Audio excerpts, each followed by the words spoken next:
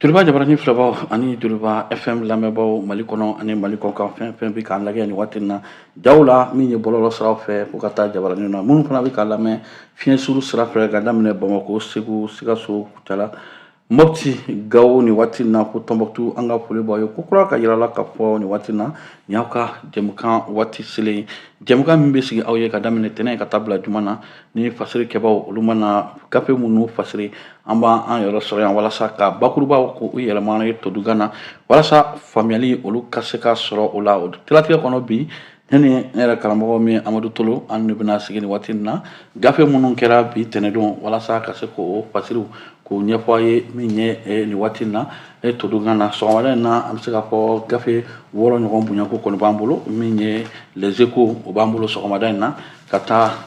l'essor fo ka na indépendant na o kɔni bɛ ne bolo yan sɔgɔmada in na Amadu Tolo nin waati in na n'aw f'i ye cogo min e ne de bɛna jɛ ka nin fasiri ninnu walasa ka se k'o walawala maaw ka se ka faamu e yɛrɛ fana bi waati in na fasiri jumɛn de b'i bolo i bɛna minnu da lamɛnbaa tulo la sɔgɔmada in na. Musa y'a fɔ an bɛ foli kurakuraya min ye Joliba TV News ni Joliba FM filɛbaw n'a lamɛnbaa bɛɛ lajɛlen sa ka fɔ nin an sigilen kunnafoni gafew kɛnɛ kan i n'a fɔ i yɛrɛ y'a fɔ cogoya min na sa laɲini wɛrɛ t'an na dɛ ka se ka gafew kɔnɔ kumaw ni olu bɔra ka ban ka se k'u bamayɛlɛma todunkan na e ka gafew tɛmɛlen kɔfɛ ka bɔ yen sa n b'a fɔ ne yɛrɛ wasa don bɛ min ye gafe minnu na sa gafe 3 don min ye Soir de Bamako ale b'an bolo yan nɔ Info Matin a b'an bolo ka na se Nouvelle Horizon ma. Ok.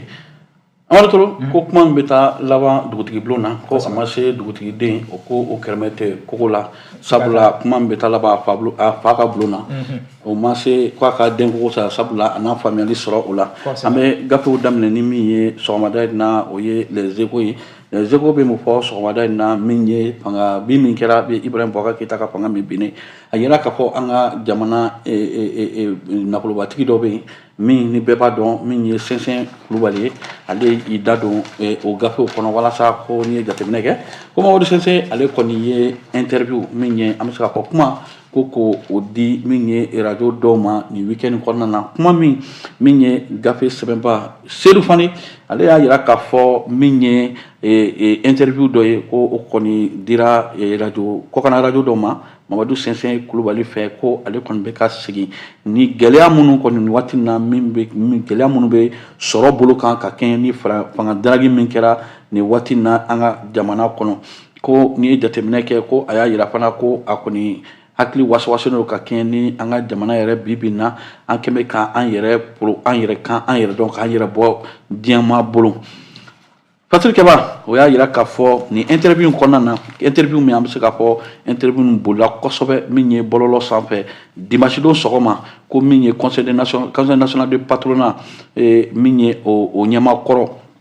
Mamadu Sɛnsɛn Kulubali ko ale kɔni y'a yira k'a fɔ nin waati in na ko nin coup d'état min kɔni kɛra an bɛ se k'a fɔ jamana in kɔnɔ ko o kɛn bɛ gɛlɛya ye bi na sɔrɔ bolo kan ko n'i ye jateminɛ kɛ ko nin fanga daragi min kɛra an ka jamana kɔnɔ ko an bɛ se k'a fɔ o gɛlɛya kɔni bɛ min ye opérateur économique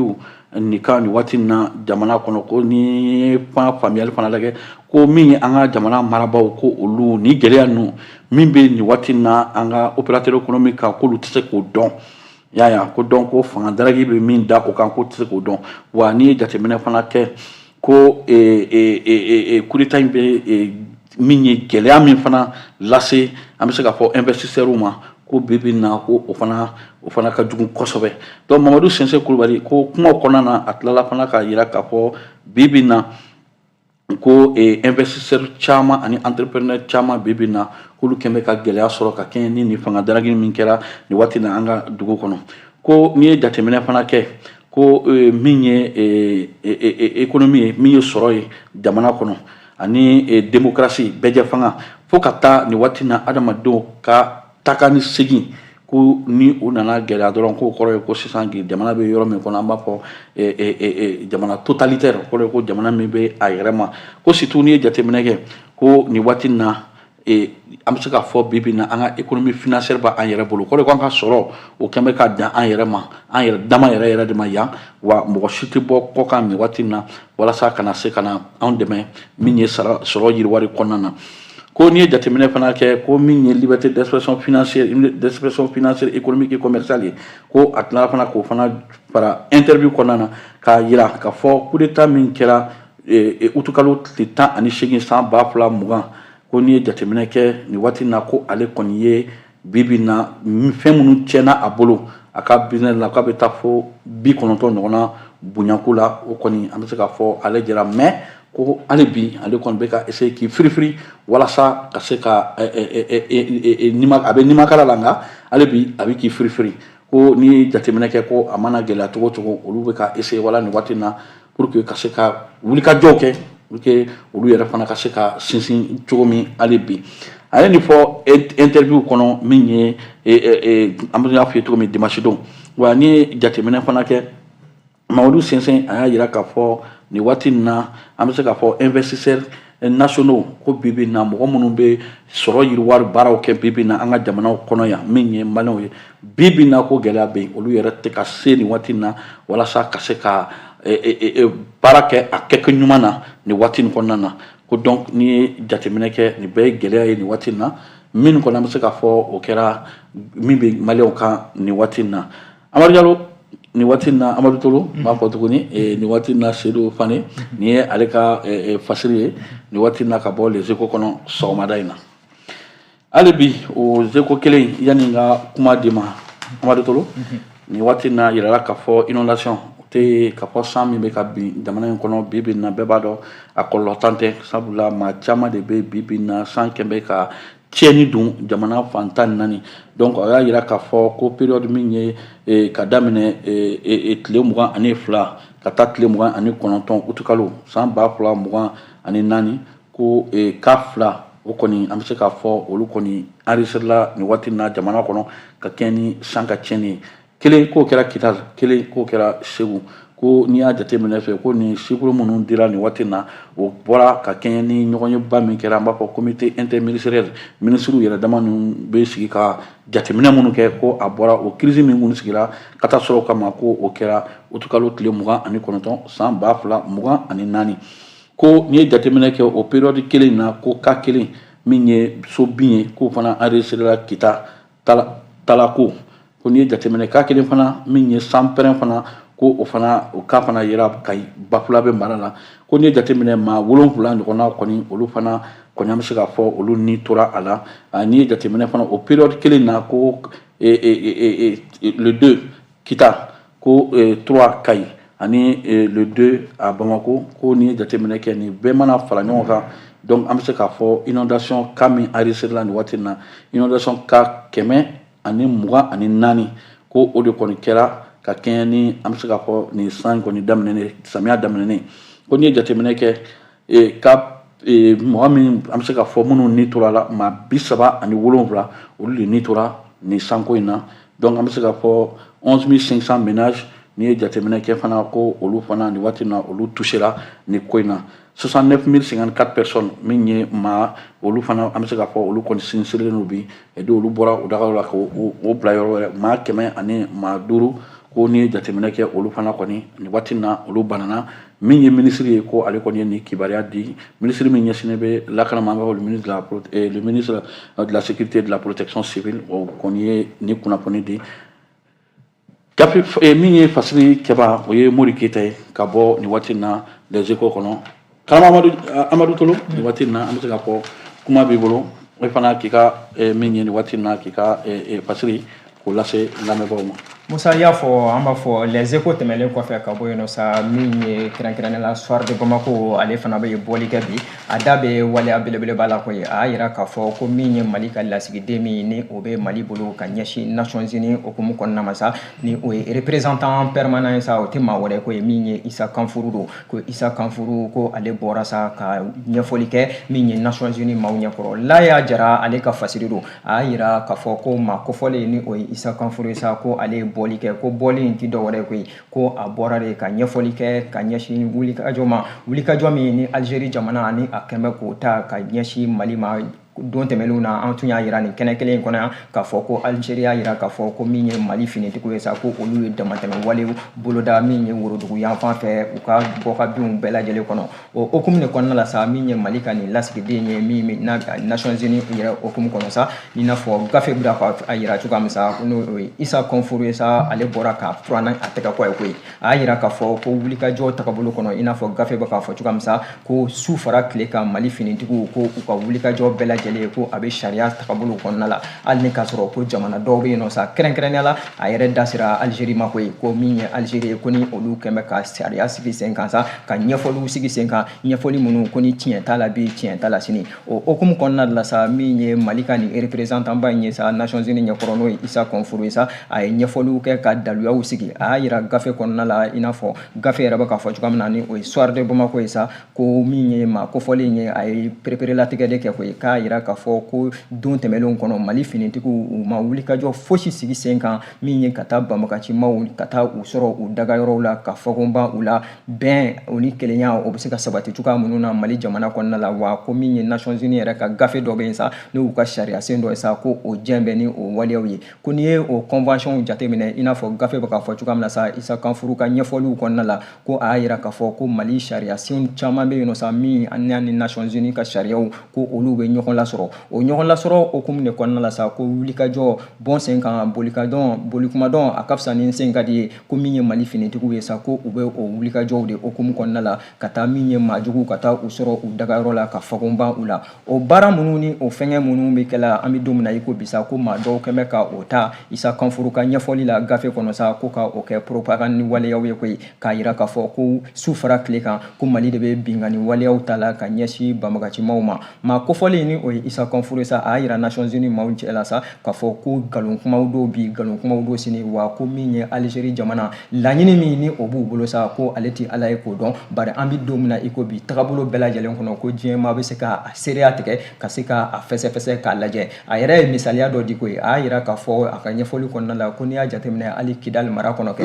ko kɔsannin in na Mali finitigiw ye bɔli min kɛ Kidali mara kɔnɔna la ko a sɔrɔla wulikajɔ dɔ senfɛ wulikajɔ min ni banbagancimaw ni olu de tun ye wulikajɔ fɔlɔ dɔ boloda o wulikajɔ fɔlɔ kama sa ko u ye dankari maa caman na maa minnu ni olu maa min u ma bɔ o siraw de kɔnɔna la sa ko min ye Mali finitigiw ye olu nana kɔma seginna Issa Konfuru ka fɔli la baara min ni a gɛlɛyara kosɛbɛ kosɛbɛ maajuguw bolo ko n'a yirala sa k'a fɔ ko balina ko bɛ ye a ko kɔnɔ n'a yirala k'a fɔ ko o waleya bɛɛ lajɛlen kɔnɔna la sa ko jamana ka sɔrɔ min ni o ye Algérie jamana ye a yɛrɛ kɛn bɛ ka gɔri turu a kan min n'a bɛ fɛɛrɛ bɛɛ lajɛlen ɲini na waati bɛɛ lajɛlen na sa ko ale t'a dɔn ŋaniya min n'u bɛ Algérie kaw bolo sa a ka ɲɛfɔli la ko bari waati bɛɛ lajɛlen kɔnɔna a ka jateminɛw la sa ani Mali ɲɛmaaw ka jateminɛ la sa ko min ye Algérie k'u b'a ɲini ko ka bisibasa ka o nati Mali fan fɛ ka bisibasa k'o don Mali ka basigi o tagabolo kɔnɔna la k'ale kɔni Issa Konfuru n'o ye Mali ka représentant ye Nations Unies ɲɛkɔrɔ sa k'a bɛ se ka gɔri turu waleya min kan k'o ye k'a ɲɛfɔ Nations Unies maaw ye k'a fɔ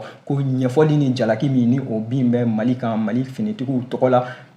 Algérie jamana fɛ sa ko tiɲɛ t'a la bi tiɲɛ t'a la sini fasiri an y'a bɔ min ye Soir de Bamako kɔnɔna la u ka bi bɔli aw bonya b'a la. Ok ni waati la tolo n'i y'a fɔ cogo min an y'o de fɔ bamananw ka kuma tɛ ko an ka fara ɲɔgɔn kan mana nkalon mana bugu min jɔ an ka taa bɔ ɲɔgɔn ye o b'a ci donc o siratigɛ kɔnɔ nin waati in na kalanso fana hukumu kɔnɔna na min ye ministre Dr Amadou Sy Sabané ko ale fana y'a yira k'a fɔ ɲinan kalan ka daminɛ san min ye rentrée scolaire san 2024 san 2025 ko o kɔni bɛna kɛ Mali kɔnɔ ka bɛn ni maridon octobre kalo tile fɔlɔ ye san 2024 ko o bɛna ko an bɛ se ka fɔ kalanso kɔni min ye kalandenw olu kɔni na kalanso kɔni sira taama ka daminɛ ni o waati ye ni jateminɛ kɛ an b'a fɔ enseignement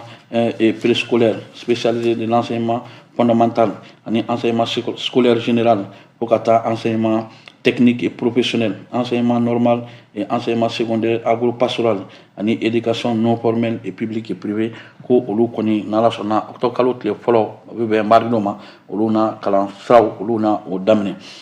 ama min ye waati la tolo m'a f'i ye ale bi an bɛ taa min ye nin waati in na a yirala k'a fɔ cortège o tɛ kɔɲɔ ye sabula nin waati min anw yɛrɛ bɛ ka an kɔngɔ ko an bara ɲɔgɔn min ye Isu Sangare ale ka kɔɲɔ don an na moto n'u kɔrɔta k'u sen kɔrɔta k'an dulon mobiliw la ko o waati kelen fulakɛ ale ka dugawu jaabira sabula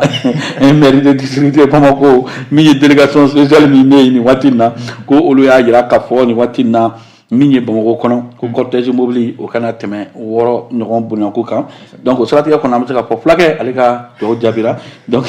ko ni jateminɛ kɛ ko Fatiri Kɛba min ye Abubakar Traoré ale bɛ min fɔ nin waati in na ka bɔ essor kɔnɔna na ale y'a jira k'a fɔ min ye an ka cɛmancɛ fanga marabaaw ye nin waati in na k'olu kɔni kɛn bɛ ka bere ta walasa ka désordre ka fɛnw bɛɛ fara ɲɔgɔn kan nin waati in na politique kɛnɛ ka fara min ye an yɛrɛ tabiyaw kɔnɔ nin waati in na min ye circulation kɔnɔna na ko n'i ye jateminɛ kɛ o de kɔnɔna na ko min ye délégation spéciale min bɛ Bamako mairie ba kɔnɔna na olu kɔni wɔra nin waati in na walasa ka jira k'a fɔ nin waati in na bi in na kɔni ni maa min bɛ ka kɔɲɔ kɛ nin waati in na ko mobili man ka tɛmɛ mobili 6 kan ko n'i ye jateminɛ kɛ ni décision in bɔra ka bɛn ni jeudi tile 26 utukalo la ko ka kɛɲɛ ni mariage an bɛ se k'a fɔ o cortège kɔni nin waati in na k'a fɔ i ka muso b'i bolo n'i bɛ taa i ka kɔɲɔ la mobili 6 ko an kana tɛmɛ o kan ko n'i ye nin jateminɛ fana kɛ ko nin kuma min bɔra ka bin bi in na Fatiri Kɛba ka fɔ la ko n'i ye jateminɛ kɛ ko maa caman kɔni kɛn bɛ ka nisɔndiya kɛ ka kɛɲɛ ni nin ye sabula min ye ɲɛmaaw y'a jira k'a fɔ n'i bɛ kɔɲɔ kɛ kɔɲɔ an bɛ se k'a fɔ o ye maa yɛrɛ ka vie privée ye donc o man ka kɛ sababu ye nin waati in na ka gɛlɛya don min ye jamanadenw olu ka taga segin ye jamana kɔnɔna na cogo min sabula n'i ye jateminɛ kɛ ni kɔɲɔ ninnu mana daminɛ an b'a fɔ embouteillage ni perturbation circulation kɔnɔna na ko o de bɛ kɛ o siratigɛ de kɔnɔ ko n'i ye jateminɛ kɛ ko nin kɔni kɛra sababu ye bɔlɔlɔ sanfɛ maa caman kɔni ye nin wale ko o fo kosɛbɛ nka hali n'a y'a sɔrɔ maa caman fana bɛ k'i yɛrɛ ɲininka nin waati in na est-ce que nin sariya min tara o bɛna kɛ sababu ye walasa ka se k'o appliquer à 100% wa ko ɲininkali tɔ min kɔni bɛ yen nka min ye waati in na fana an ka rappel dɔ bɛ yen an b'a fɔ Ismaël Dukure min ye Master Sumi ale kɔni y'a jira k'a fɔ nin wale min tara min ye marabaaw fɛ ale b'o o fo kosɛbɛ ko sabula n'i ye jateminɛ kɛ ko nin bɛna kɛ sababu ye walasa taga segin o bɛna se ka nɔgɔya maaw bolo min ye embouteillage caman bɛna se ka bɔ a la surtout ko rond-point minnu bɛ yen an b'a fɔ rond-point stratégique c'est-à-dire i b'a sɔrɔ yɔrɔ dɔw bɛ yen o yɔrɔ ninnu taga segin ka bon kosɛbɛ nka kɔɲɔdon i bɛna sɔrɔ o bɛɛ bɛ minɛ min ye kɔɲɔkɛlaw fɛ nka ko o bɛna kɛ sababu ye kun bɛɛ dankari ka se ka k'o la nka ale yɛrɛ tun bɛ ka min ɲini nin waati in fana na min ye marabaaw fɛ ale fɛ o kun kan ka hali mototigiw fana ko o fara a kan ko sabula n'i ye jateminɛ kɛ kɔɲɔ don n'i ye mototigi ninnu fana jateminɛ kɛ minnu bɛ moto ninnu pan minnu b'a sen kuru ko n'i ye jateminɛ kɛ o bɛ nin bɛɛ kɛ ka sɔrɔ kasiki yɛrɛ to o kunna donc ko ni nin kɛra ni nin fana tara ka ɲɛsin o ma a bɛ kɛ sababu ye olu yɛrɛ ni n'a kisi o n'a mɔgɔ wɛrɛ kisi ni tun ye Abubakar Traoré ka bɔ nin waati in na n'o de f'i ye Fatiri Kɛba ka bɔ essor kɔnɔ bi sɔgɔmada in na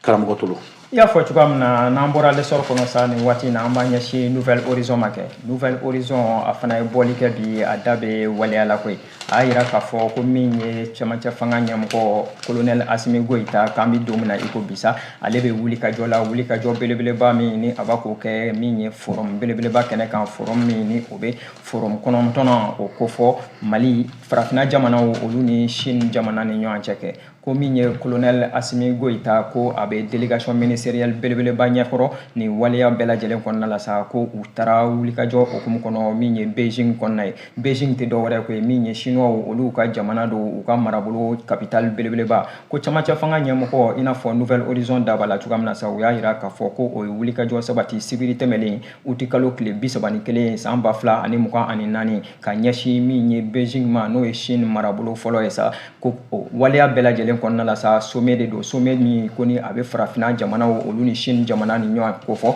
ɲɔgɔn sɔrɔ waati ni waati ko o ɲɔgɔn sɔrɔ 9nan o baaraw do gafe a yira min ye Nouvelle Horizon u ka bi bɔli la ko ni wulikajɔ min ni a sabatira min ye Mali camancɛ fanga ɲɛmɔgɔ fɛ sa ko a bila bɛ sira ni délégation belebeleba caman ye ko maa caman bɛ délégation in kɔnɔna la minnu n'u bɛ wulikajɔ la camancɛ fanga ɲɛmaa nɔfɛ ko wa min ye gɔri bɛ se ka turu min kan ko u sera yɛrɛ ko ye a sɛbɛntiyara gafe fɛ k'a fɔ ko u sera min ye Chine jamana kɔnɔna la k'u selen yen nɔ sa u taara kunbɛn ni min ye Mali ka lasigiden min n'o bɛ Chine ye ka na se chinois olu ka ɲɛmɔgɔ caman ma a yɛrɛ ja bɛ gafe kɔnɔ ko nin waleya bɛɛ lajɛlen hukumu kɔnɔ sa min ye camancɛ fanga ɲɛmɔgɔ ye sa ko a bɛ kɔnɔlen kosɛbɛ kosɛbɛ colonel Asimi Goïta do a ka ɲɛfɔli caman bɛ yen min ni o bɛna kɛ farafinna siraw kan min n'o bɛna kɛ Mali siraw kan ka ɲɛsin Mali ale ni Chine jamana u ka bolodi ɲɔgɔn min ni o bɛ yen kabi lawale i n'a fɔ gafe b'a fɔ la cogoya min na sa a bɛna taa sira jumɛnw fɛ gafe kɔni kɛmɛ ka gɔri turu a kan ko min ye jamana 53 farafinna jamanaw ko olu bɛɛ lajɛlen bɛna ye nin kɛnɛ belebeleba in kan kɛnɛ in yɛrɛ ko a bonya bɛɛ lajɛlen a tan bɛ k'a di min ye chinois olu ka jamana kuntigi masa n'o ye Xi Jinping ye ko baara in yɛrɛ hukumu bɛɛ lajɛlen kɔnɔ sa colonel Asimi Goïta ko a bɛ kɔnɔlen k'a sababu kɛ ko ɲɛfɔli jaw bɛ yen nɔ sa minnu ni olu bɛna kalifa an ka jamana kuntigi la camancɛ fanga hukumu kɔnɔ lakana ko o bɛ o ko kɔnɔna la ka na se min ye waleya wɛrɛw ma adamadenya siraw jumɛnw bɛ yen nɔ Mali jamana bɛ labɛnna ka bɛn ni waleya minnu ye u ni Chine jamana ni ɲɔgɔn cɛ don tɛmɛnlenw kɔnɔ hali ni ka sɔrɔ a tun bɛ yen nɔ sira ɲɔgɔnya jumɛnw bɛ yen nɔ musakakow sɔrɔ faw tagabolo kɔnɔna la sa fo ka na se kɛlɛkɛcɛw ni a ɲɔgɔnnaw ma gafe kɛmɛ k'i sinsin a kan koyi ko o waleya minnu ni olu bɛ kɔnɔlen camancɛ fanga ɲɛmɔgɔ la sa ko o labɛnw bɛɛ lajɛlen ko siga t'a la k'a fɔ ko o de kama min ye jɛkulu belebeleba ye n'o bɛ wele ko délégation ko min ye camancɛ fanga ɲɛmɔgɔ ani olu sen bɛ an bɛ don min na i ko bi Chine faaba kɔnɔna la yen nɔ ko o waleya minnu bɛɛ lajɛlen i n'a fɔ gafe da b'a la cogoya min na sa ko a bɛna sinsin ko ye ko k'a sababu kɛ min ye chinois ye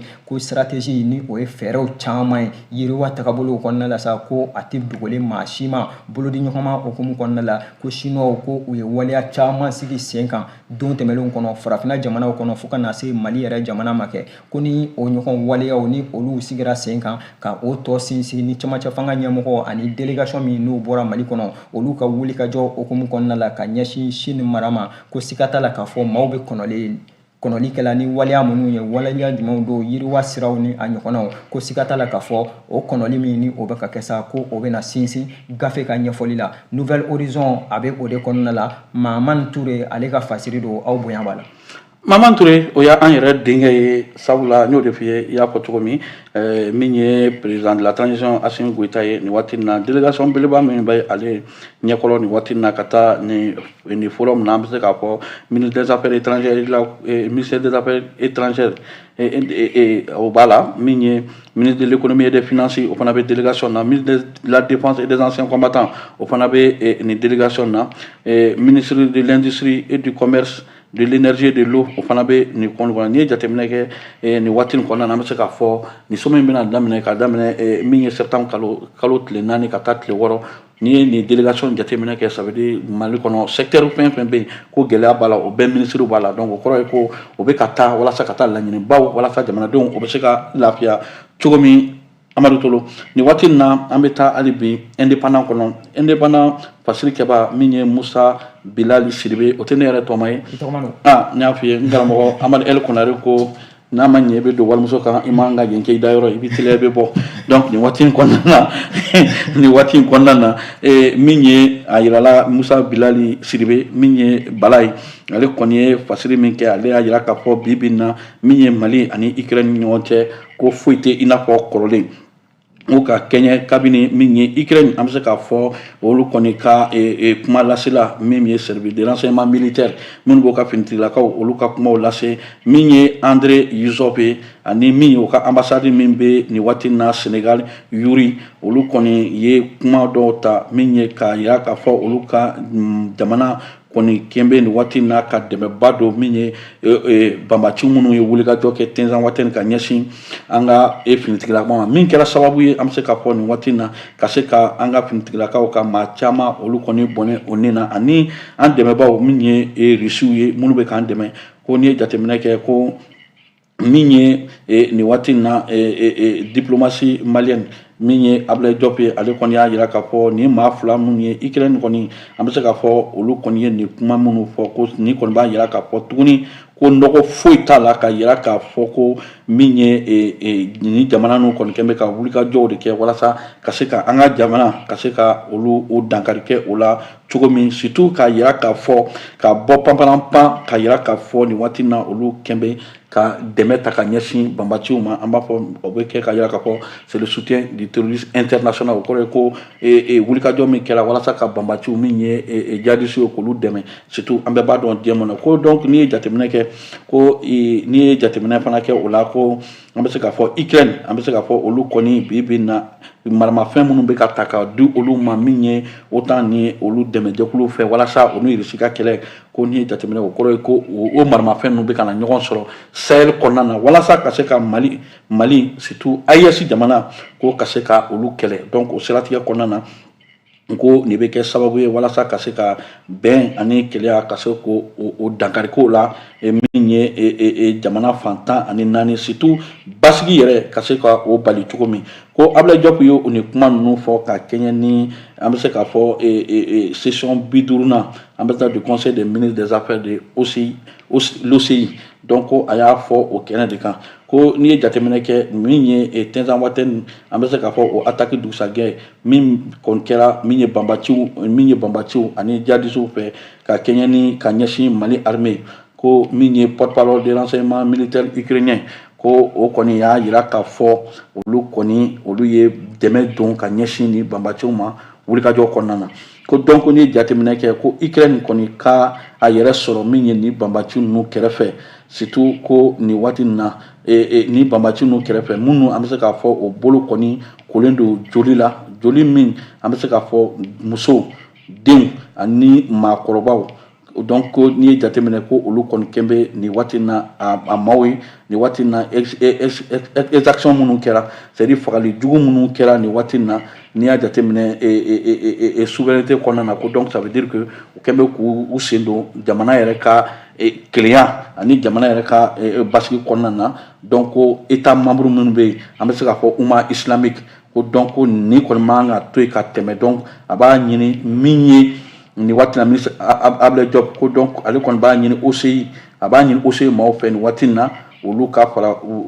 min ye AES jamanaw kan walasa ka se ka nin waati in na ka AES jamanaw dɛmɛ Nations Unies kɛrɛfɛla la donc nin ye fasiri ye an bɛ se k'a fɔ Musa Bilali ale Sidibe kɔni ye min sɛbɛn nin waati in na waati bɛ ka taa Amadu Tolo nin waati in na an bɛ kuma di ma walasa ka se ka bi fasiri ninnu k'o gafew k'o kuncɛ. I y'a fɔ cogoya min na an b'a kuncɛ ni farikolo ɲɛnajɛ ale sira dɔ ye kɛ a yirala k'a fɔ ko min ye gafe min n'a b'an bolo sa o ye Info Matin u ka bi bɔli la sa u y'a yira k'a fɔ ko min ye Mali dege karamɔgɔ kura ale ka danga min ni o bɛ yen nɔ sa ni o ye Aliyu Badara ye k'a sababuya kɛ dege karamɔgɔ kura yɛrɛ ale ye nansara ye a ma baara daminɛ fɔlɔ bari ko Aliyu Badara ye tali kɛ ka min ye sugandili kɛ min ye éliminatoire CAN 2025 ale okumu kɔnɔna la Mali an kan ka bɔli kɛ o waleya kɔnɔna la sa kuma surunya kuma la sa ko min ye dege karamɔgɔ ye a ye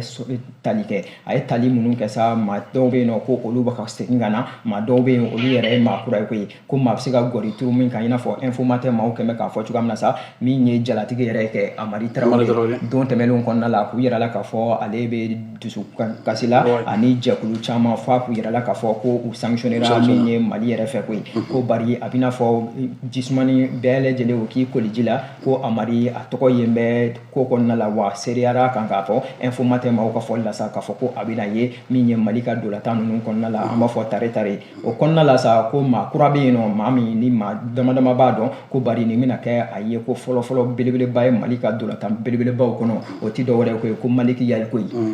o y'an balima ye kosɛbɛ fila don Maliki Yayi ko o ye dɔgɔnɔ ye tɛ fila ye Maliki Yayi ko ye ko ale bɛna ye kɛnɛ in kɔnɔna la dege karamɔgɔ a ye danaya ta ka d'a kan wa ko min ye ko ye sa ni o jan bɛ maa caman ye k'o tɛ dɔ wɛrɛ ye ko Yves Bissouma ale ka kɔsegin ni bɛɛ lajɛlen ko le retour de Yves Bissouma akili lajigina sa waati nin kɔnɔna la min ye Yves Bissouma ye Coupe d'Afrique ku tɛmɛlen kɔfɛ ale k'u bɛ bisi basala a k'u dusukun kasilen don fa tun y'a yira sira dɔw fɛ yɛrɛ k'a fɔ ko yala ale tɛ ni i sen bɔ Mali sɛ kasi don dɔw olu ka ko la wa bari min ye émissaires ye olu taara sa o tɛ dɔwɛrɛ jamana ka maaw bila ka taa kuma a fɛ a ka hakili sigi ka faamuyali sɔrɔ baara ninnu kɔnɔna la o hakilina de kɔnɔ sa ko min ye Yves Bissouma ye a kɔni sereyara kan wa a tɔgɔ yɛrɛ o din bɛ k'a yira k'a fɔ ko a bɛna ye Mali ka ɲɔgɔn sɔrɔ laban ninnu olu kɔnɔna la Musa Tɛmɛne Info Matin y'a fɔ cogoya min na u ka bi bɔli la Info Matin y'a fɔ cogo min n y'o de fɔ fila yɛrɛ kɔni dolanciba min bɛ yen est-ce que kun tɛ maa Sidibe wa o fana kun ye cɛlu fɛn ye donc nin waati na an b'i fo k'i waleɲumandɔn ka yira k'a fɔ sɔgɔmada in na gafew fasiri kɔni min ye fasiri kɛbaaw olu sera ka min fasiri bakurubayala an y'o de fɔ an b'o ta walasa k'a lase aw ma ni maa minnu bɛ fɛ ka a gafe tɔw faamu a bɛ se ka boli biribiri k'a senfa ka gafe ninnu san walasa ka o kɔnɔta tɔ ka se k'o dɔn sabula fɛn caman de b'a kɔnɔ nka ka kɛ ni waati min bɛ d'anw ma an bɛ se ka min fɔ o ye nin ye an b'aw fo ka waleɲumandɔn Amadu Tolo donc an bɛ i yɛrɛ fo k'i waleɲumandɔn k'a fɔ ni Ala m'an ka jɔnya juru yira na ni Ala sɔnna sini ni fasiri kɛbaaw mana min fasiri an na ɲɔgɔn sɔrɔ yan walasa k'o da lamɛnbɛnjɛkulu tɔw kan n'an tɛ bɔ ka sɔrɔ an ma Augustin Esobew fo nin waati in na Musa Ayidara min ye kɔɲɔkɛ kura min ye Isu Sangare fo ka taa Lamine Kulubali fo ka taa Salifu Darako ninnu bɛɛ bɛ régie d'antenne na anw de bɛ kuma nka olu n'a ma diya u ye a tɛ ye min ye fiɲɛsuru sira fɛ Sikaso ka demandi min ye Musa Sanogo ye n'a fana ma diya kumakan tɛ bɔ a ka soni kɔnɔ an b'a fo u ka wulikajɔw la k'a fɔ an bɛ ɲɔgɔn sɔrɔ yan n'Ala sɔnna sini ni kɛnɛ kelen kan walasa ka fasiri kɛ mana min fasiri k'o da aw tulo kan